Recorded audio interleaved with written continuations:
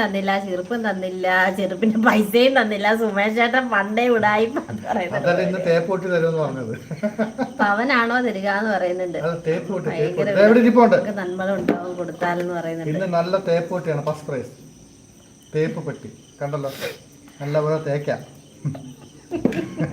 അടിപൊളിയായിട്ട് തേക്കാം, നല്ല വടി പോലെ. തേപ്പ് അതെ അതെ, സുൽത്താൻഡിക്കാണ് മിക്കവാറും കൊണ്ടുവന്ന് തോന്നുന്നു.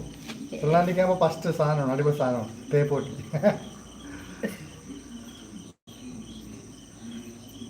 സുൽത്താൻഡിയുടെ സ്വഭാവവും ഈ സമ്മാനമായിട്ട് ചേർന്ന് വരും. ഓക്കെ, അടുത്ത ക്വസ്റ്റ്യൻ ചോദിക്കാം.